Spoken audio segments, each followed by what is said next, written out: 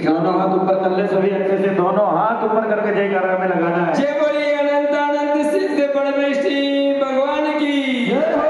जय बोलिए आदि ब्रह्मादिनाथ भगवान की जय हो। मंदिर के मूल सावरिया पार्श्वनाथ भगवान की जय हो। सस्ते के वर्धमान महावीर स्वामी भगवान की जय हो।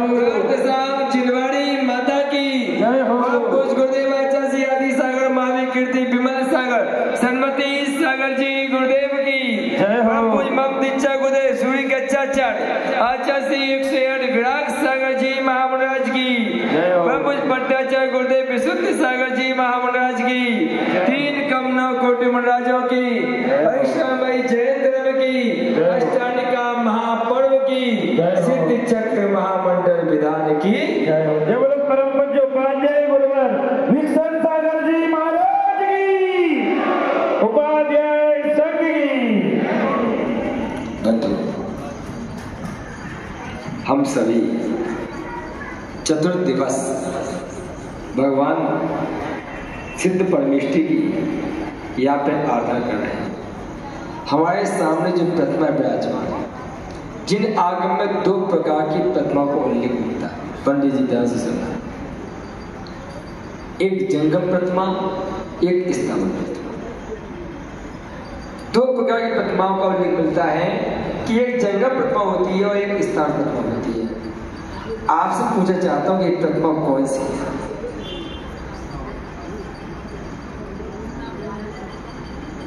स्थावर क्यों भैया?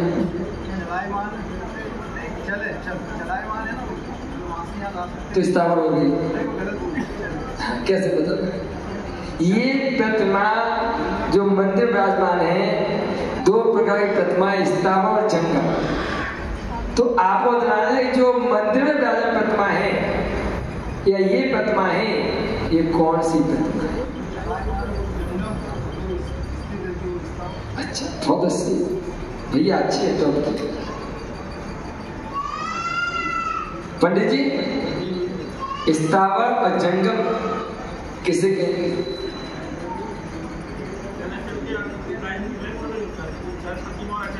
नहीं, जीवंत और आजीवंत। चल अच्छा से लेना। जीवंत जो अनंत भगवान है और इस मूर्ति में अनंत भगवान है, ये लेके चलना। अभी बताना है कि ये कौन से है, वो कौन से, कौन से स्थावर कौन से जंगल। देखो केवल स्वाप करना मुझे स्वाता नहीं है। देव रही पंडित मंत्र में तो स्वाप पटकते जा रहे हैं, लो और ले लो और लो चावल, नहीं कुछ समझ तो आए, किसी को नहीं मालूम, हम बताएं तो बोलो ना, आप भी बता दो। जंगम प्रतिमा दो प्रकार के उदाहरण मिलते हैं। एक आचार्य इस बात को लेकर चलते हैं कि जो प्रतिमा मंदिर विराजमान है वो जंगम प्रतिमा है, और जो अनंत भगवान है वो स्थावर प्रतिमा है।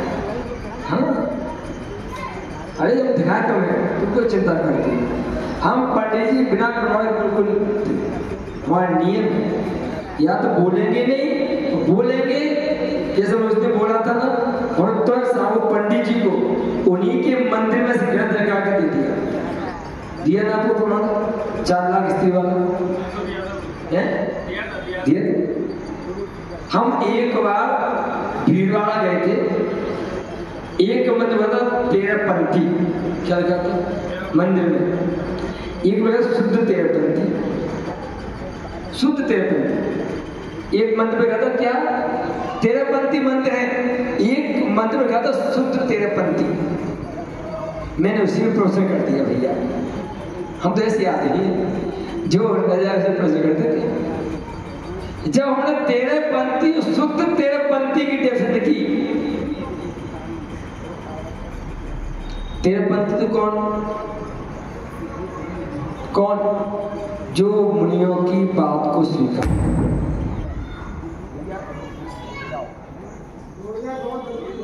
13 पंथी और 13 पंथी जो दिगंबर संतों को मानते हैं वो तो 13 पंथी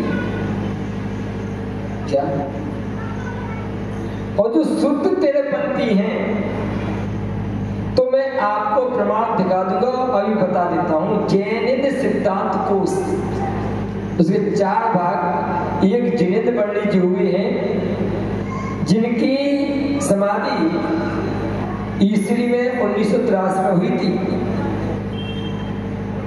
और वो भी संभवतः आचार्य विद्यासागर ने करवाई थी 1983 में, जब सुधासागर आदि की दीक्षा ईस्वी में हुई थी। तब उन्होंने स्वाध्याय कर करके जिन ग्रंथों में जो निकला है उनका एक निचोड़ जैन सिद्धांत कोश 4-5 भाग तैयार किए, इतने मोटे मोटे। उनमें दूसरे भाग में उन्होंने कहा टोडरमल जी का बेटा गुमानी दास, किनका? टोडरमल जी का बेटा गुमानी दास, उस गुमानी दास के नाम से शुद्ध 13 पंथ आना चालू हुआ। क्या हुआ? शुद्ध 13 पंथियों में धूप दीप जलाते हैं, ये शुद्ध 13 पंथी में नहीं जलाते। क्या नहीं करते? 13 पंथियों में दीपक से आरती करते हैं, जो शुद्ध 13 पंथी टॉर्च से आरती करते हैं। कैसे करते हैं? कैसे करेंगे? टॉर्च ले लेंगे, उससे आरती करेंगे। क्यों? कि दीपक जाने में जीव हिंसा होती है। अब भाई पंडित की बात मानोगे तो समस्या पैदा, लेकिन दिगंबर संत की बात मानोगे तो समाधान ही मिलती जाएगी, कोई समस्या पैदा नहीं। तो एक आचार्य कहते हैं कि ये प्रतिमा कौन सी है? जंगम। और जो अनंत भगवान है वो कौन सी प्रतिमा है? एक आचार्य मानता है कि ये प्रतिमा स्थावर है और प्रतिमा जंगम है। ये स्थावर है और अनंत भगवान जंगम। मंदिर में चल अचल में मन लेना, एक प्रतिमा जीवंत है और एक प्रतिमा अजीवंत है। इनमें स्थावर और जंगम का भी कुछ पूछा भैया? मैं तो पंडित जी को गुस्सा हो जाएंगे।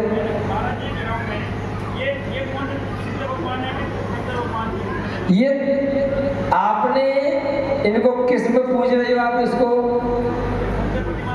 हाँ, तो अनंत कौन से हैं? वो भी तीर्थंकर। अनंत तीर्थंकर अनंत भी होते हैं। 7 प्रकार के केवली होते हैं। 7 प्रकार के केवली होते हैं। तीर्थंकर केवली, सामान्य केवली, अनुभूत केवली, उपसर्ग केवली, मूक केवली, है ना, और समुद्र केवली। ये 7 प्रकार के केवली होती है। और अनुभूत केवली, ये 7 केवली होती हैं। वह तीर्थंकर केवली है। अनंत कौन? जिनके 4 घातीय कर्मों का नाश हो गया। तो बताओ, तीर्थंकर के 4 घातीय कर्मों से हुआ क्या? हुआ कल बात चली थी अपनी, आपने सुबह किया था। कल बात चली थी, तीर्थंकर के 4 घातीय कर्मों का नाश होता है। जिन जीवों के 4 घातीय कर्मों का नाश हो गया है वो अनंत कहलाते हैं। क्या कहलाते हैं? तो वो अनंत है कि नहीं है? तीर्थंकर भगवान पक्का हो गया, क्लियर। वो भी अनंत और ये भी कौन है? दोनों आचार्य मत बताते। एक आचार्य मानते हैं कि ये जंगम है, वो स्थावर है। एक आचार्य मानते हैं कि ये स्थावर, वो जंगम है। 2 आचार्य इस मानता। चलिए, लेकिन अष्टपाद में संभावित, मैं भी आपको निकाल दे दूंगा पहुंचने के बाद। अष्टपाद संभावित इस तत्व को जंगम बतलाया है और अनंत की जीव तत्व को स्थावर बतलाया है। तो हम कुंद गोस्वामी को अपना श्रद्धेय मानते हैं, आस्था केंद्र मानते हैं, और की बात को लेकर चले तो ये प्रतिमा जंगम है, वो प्रतिमा स्थावर है। ये 2 प्रकार की प्रतिमा है। और जो भव्य जीव होते हैं ये इन दोनों प्रतिमाओं की पूजा अर्चना करते हैं। भेदभाव नहीं। जो भव्य जीव हैं, अब भव्य जीव कितने होते हैं? 3 प्रकार के। कितने प्रकार? एक व्यक्ति ने, पंडित जी मेरा प्रश्न है आपसे, अगर सभी भव्य मोक्ष चले जाएंगे तो संसार का क्या होगा? बता। सभी भव्य, ये तो पक्का है, जितने भव्य मोक्ष जाएंगे ना, कि पक्का है कि नहीं? जितने भव्य है मोक्ष जाएंगे। जब सभी को मोक्ष चले जाएंगे तो मोक्ष तत्व समाप्त हो जाएगा, पहली बार। और मोक्ष तत्व समाप्त होगा तो निर्जरा भी समाप्त हो जाएगा। तो व्यवस्था क्या? तो जितने भव्य हैं, क्या सभी भव्य मोक्ष जाएंगे क्या? हाँ, वो मोक्ष जाएंगे। हाँ, कभी तो खाली होगा। कई कल्पकाल बीतने के बाद, 100-200 कल्पकाल बीतने के बाद तो खाली होगा। तो वो भव्य मोक्ष जाएंगे, इसका मतलब कितने अर्थ है? सुनो, भव्य 3 प्रकार के होते हैं। एक निकट भव्य, जिन्हें आसन भव्य कहते हैं, चर्चा चली अपनी।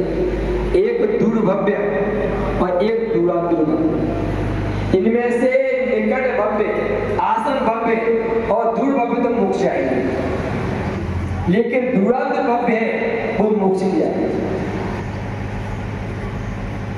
बहुत अच्छा उदाहरण दिया है अभव्य के लिए, भव्यों के लिए।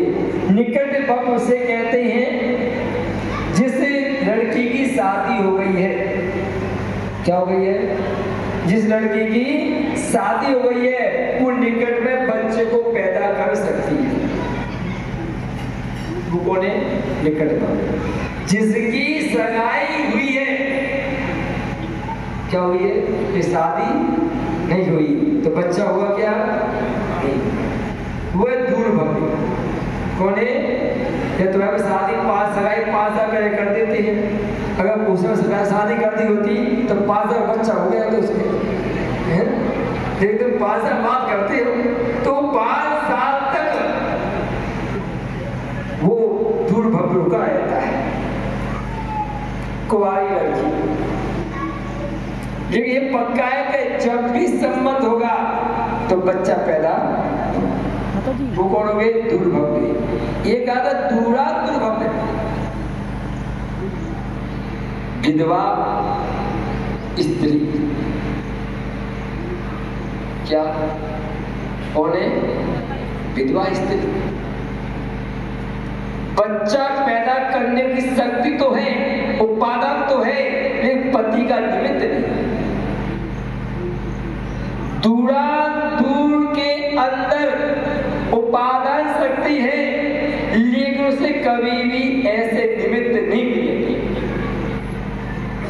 कभी नहीं मिलेंगे कि वो कभी मुनि बनने के भाव बना ले, कभी वो संयम के भाव बना ले, उसे कभी ऐसे निमित्त मिलने वाले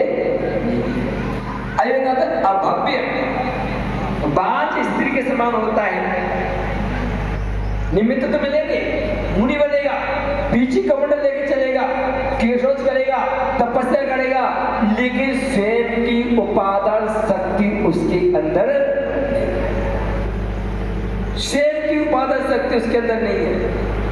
अभव्य जीव कई कई भवों तक मुनि बन जाता है, मुनि दीक्षा ले लेता है, नवग्रह की यात्रा कर लेता है, लेकिन निर्वाण को प्राप्त कभी भी।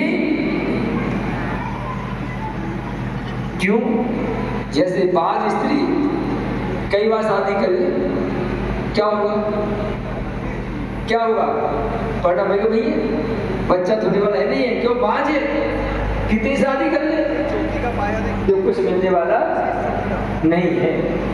इसलिए जो निकट भव होते हैं, दूर भव होते हैं, वो जंगम स्थावर दोनों प्रतिमा की भक्ति भावना से पूजा, भक्ति भावना से और पुण्य का भक्ति। देखो अभी बहुत अच्छी बात स्वागत चल रही थी, पुण्य को बेचो मत। जो व्यक्ति पुण्य को बेच देते हैं उन्हें कुछ भी प्राप्त नहीं होता। कैसे बेचती है? निदान करके, निदान करके बहुत सारे पुण्य की राशि को थोड़े से भोगों में बेच देती है। भैया ने नियम ले लिया है कि भगवान से कुछ भी मांगूंगा। मैं पूछा क्यों?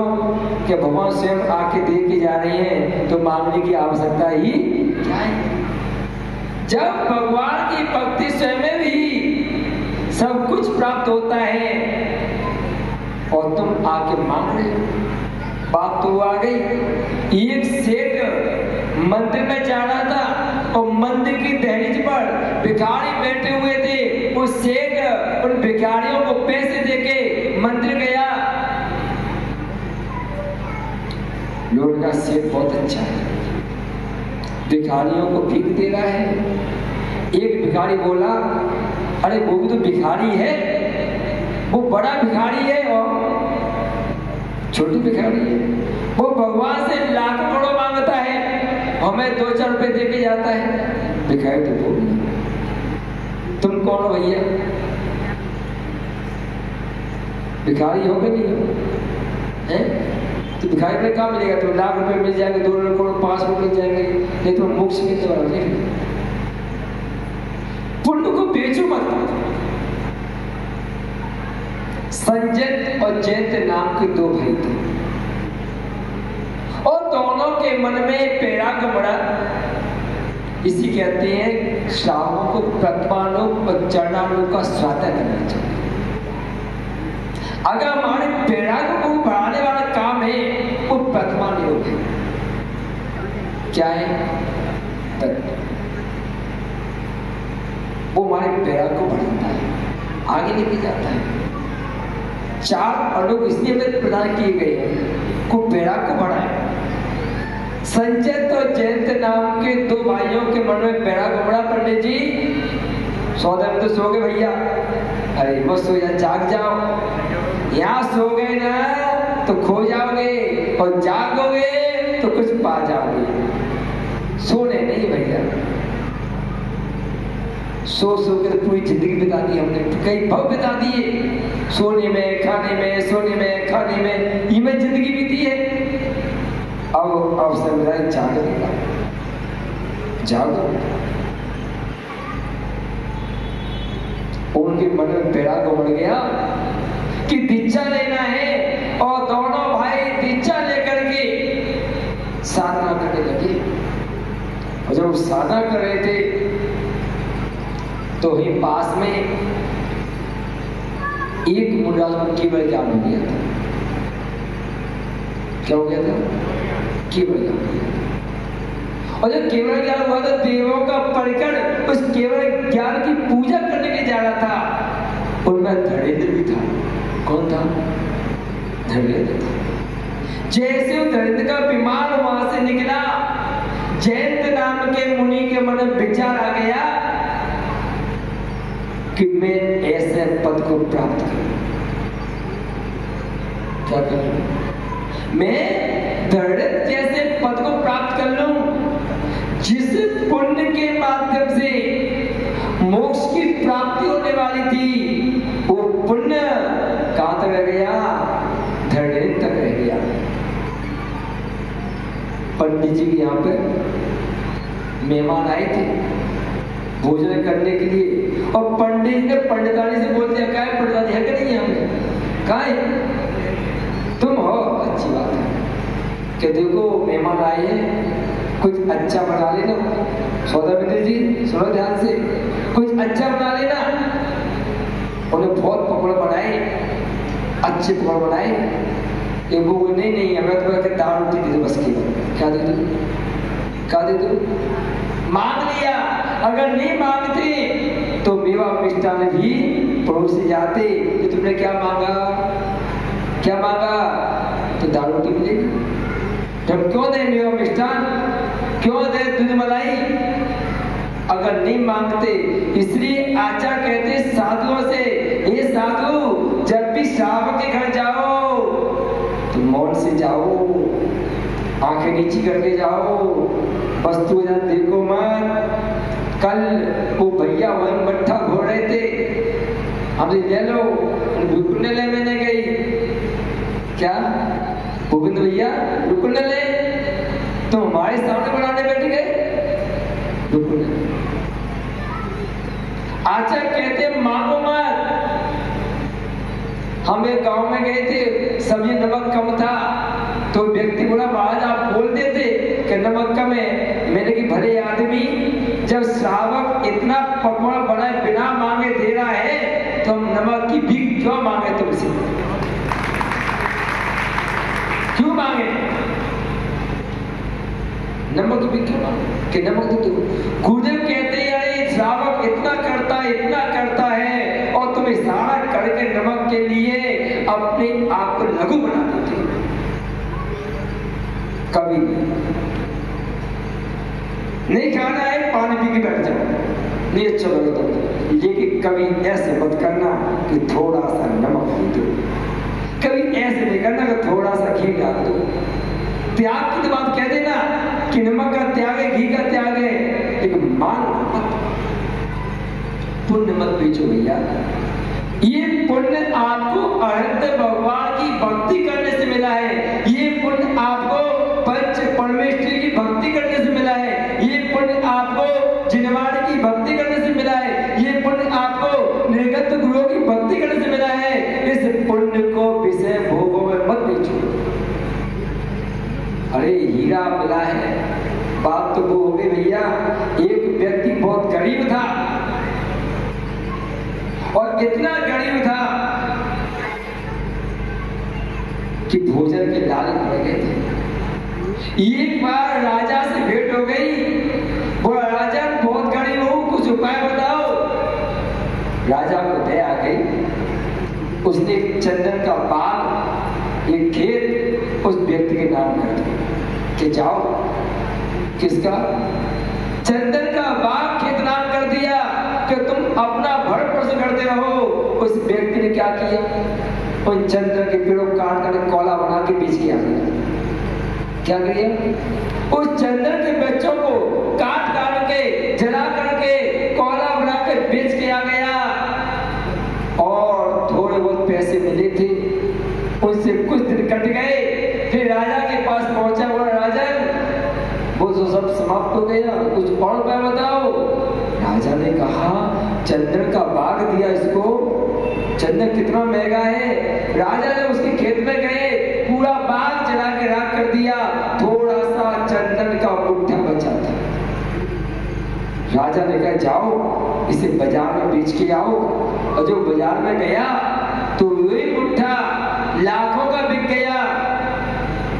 राजा ने कहा कि मैं तो चंदन का बाग दिया था और तूने कोला उड़ा के बेच दिया। अनंत भगवान कहते हैं कि मैंने तो रत्न का पुण्य दिया था और तूने भोग बना के बेच दिया। मैंने रत्न का पुण्य दिया तेरे को कि तू रत्न को स्वीकार कर ले और तूने उसके भोगों में ला के बेच दिया। मत बेचो या पुण्य, बड़ी मुश्किल से कमाया है। सामान पर तो कहीं कमा लेते हैं, लेकिन अचिंत्य पुण्य, सबसे पुण्य और कहीं कमाता है तो पंच परमेष्टि के पाद में कमा पाते, लाखों करोड़ रुपए खर्च करके कमा पाते हो। इसी आचार करे भैया बच्चों, अब कहीं मांगने की इच्छा हो जाए कि तुम संसारी व्यक्ति बिना मांगे मानोगे नहीं। अगर कभी मांगने का भाव मन में आ जाए, भूपेंद्र भैया मांगना, क्या मांगोगे? हे भगवान दुख कब खाओ, कम मत खाओ, वही लाओ, सुगई गमनम समाई मरणम जिनको संपत्ति। ये मांग लेना, हे भगवान मैंने आपकी भक्ति की है, आराधना की है और कुछ चाहता हूं तो मैं दुखों का छेद हो जाए। भोग मत मानना कि भगवान मेरे बेटे की सगाई हो जाए। अगर आपने इतना कह दिया, इतने में आपका सारा पुण्य नष्ट हो जाएगा, सारा निदान बंद से बचो। छोटी छोटी वस्तुओं में निदान कर देती है, छोटी छोटी वस्तुओं में पुण्य को नष्ट कर देती हैं। पता नहीं चलता वेद महाराज हमने इतनी पूजा की, इतनी सेवा की, हम दुखी फिर भी हैं। अरे तुम पुण्य बेचते गए, यहाँ कमाते थे वहां बेच के आते थे, यहाँ कमाते थे वहां बेच के आते थे, तो पुण्य इससे बने कैसे? देखो भाई, जो व्यक्ति अधिक मूल्य की वस्तु को कम दाम में बेचेगा वो दुखी तो रहेगा। 100 की वस्तु को 50 में बेचोगे, लाख की वस्तु 1000 बेचोगे तो दुखी तो होगे। ये पुण्य लाखों करोड़ से ऊपर है और तुम उनको 100, 500, 1000 बेच करके आ जाते हो। कैसे जीवन चले? पुण्य सौदा मित्र जी, आपने अपना समय, अपना पैसा और अपने परिवार को इस विधा बिठाया है, इसलिए पुण्य मिले। उस पुण्य से कभी भोग की इच्छा मत करना। जब भी इच्छा मन में आए तो ये कहना है भगवान मैंने कभी सिद्ध इच्छा के विधान अपने न्याय नीति धन के माध्यम से, अपने परिवार के माध्यम से, अपनी समाज के माध्यम से कराया है और उसका कुछ फल मिले तो मुझे रत्न की मुनि पद की प्राप्ति हो, ऐसा फल मिले, ऐसा फल मिले। कोई रत्न मुनि पद की प्राप्ति। देखो व्यक्ति भावना भाई सत्य होती है। कल 2 बच्चे आए थे नाते पीते से, आए थे ना, उनके पिता जब मैंने तपस किया था, दिन में मेरे पास रहते थे, ब्रह्मचारी थे, 2 प्रतिमा थी। मैंने उनसे कहा कि तुम दीक्षा ले लो, तो उन्हें किसी माल को वचन दिया था, एक सीता सागर जी महाराज है कि जब वो महाराष्ट्र में आएंगे तब मैं उसे दीक्षा ले लूंगा। ठीक है, उसे ले लो। हम लोग कांग्रेस चले गए, कांग्रेस लौट के आए तो उनके गांव में एक आचार्य दीक्षा दे रहे थे, तो मैंने उसे कहा तुम भी दीक्षा ले लो। वो बोले महाराज 15 दिन की मोहलत दे दो, 15 दिन में मैं अपनी जमीन जायदाद बेटा और बेटी नाम कर दूं, फिर मैं दीक्षा ले लूं। क्या 15 दिन की मौत मांगी थी और मैं वहां से ब्याह करके बारामती चला गया। 7वें दिन उनको अटैक आ गया, अटैक। और उन्होंने इशारे में कहा कि मुझे मार्स के पास लेके चलो। साथ में पीछी कमंडल लेके आए थे। क्या लेके आए थे? पीछी कमंडल। और बोले महाराज इनको दीक्षा दे दो। तुरंत ही डॉक्टर बुलाया। डॉक्टर बोला ये तो घंटे 2 घंटे के मेहमान हैं। कितने घंटे? 2 घंटे के मेहमान हैं। तो मैंने फटाफट सीधे संस्कार करना प्रारंभ कर दिया। 5 बाल निकाले और संस्कार करना प्रारंभ कर दिया। वो व्यक्ति उन्हीं दीक्षा को प्राप्त हो गए जो डॉक्टर के 2 घंटे के मेहमान हैं। वो 7 दिन तक मुनि पद में निहार रह करके समाधि संजय प्राप्त हुआ। 15 दिन की मौत मांगी थी। 7 दिन बाद अटैक रहा था और 7 दिन मुनि पद में रहते। 15 दिन में दुनिया छोड़ के ही 15 दिन की मौत मांगी। व्यक्ति को प्यारी आवाज हो जाता है कि मेरा जीवन कितने दिन का है। 15 दिन की मौत मांगी और 15 दिन में अपने काल को साध लिया। दुनिया का सबसे बड़ा कार्य तो यही है कि हम अपने जो कार्य के लिए हम इस धरती पे आए हैं, जिस कार्य के लिए हमने जन्म लिया है, जिस उद्देश्य से हमने जन्म लिया है, उसे साथ लेना ही दुनिया का सबसे बड़ा कार्य है। सौदामित्र जी क्यों आए थे दुनिया में? क्या करने के लिए? क्यों पैदा हुए थे दुनिया में? बोलो ना, खड़े माइक दे दो। एक बार पूछे तो सही कि क्या इच्छा है। माइक चलो पहले पंडित जी माइक कैसे अपने मन से बताना, हमारे मन से मतलब हम पूछे तो क्यों पैदा हुए दुनिया में? भैया रिकॉर्ड कर लिए थे।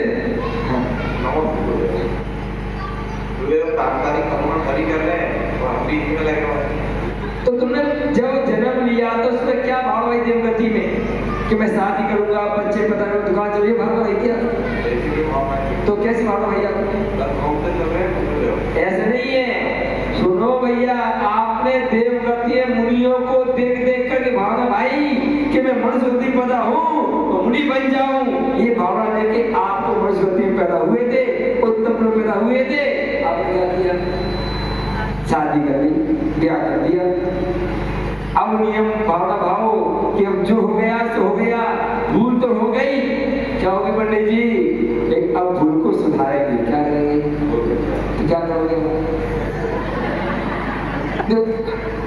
अब भूल क्या सुधरेगी? अपनी गलती का पश्चाताप हो, क्या गलती हो गई, अब वो गलती को छोड़ देते। क्या करोगे? गलती छोड़ नहीं सकते। छोड़ सकते हैं, हम बताएं क्या छोड़ोगे। ये नियम ले लो कि जब भी प्राण निकलेंगे तन से, तब की संत के चरणों में जाके प्राण निकालूंगा। हॉस्पिटल में ऐसे प्राण नहीं छोड़ूंगा। मुझे दीक्षा भाव बना करो। मैंने ऐसे लोगों को दीक्षा दी है पंडित जी। एक व्यक्ति बंबई में आईसीयू भर्ती थे। उन्होंने पहले अपने प्रवक्ता से बोल दिया था कि मुझे अंत समय मुनि के पास लेके जाना, मेरी भावनाएं ये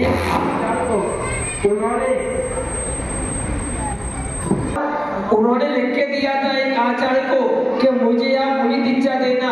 वो आचार्य दूसरे रास्ते चले गए। हम नंदीश्वर बोले में पहुंच गए। शाम का समय था, वो बैठे हुए थे।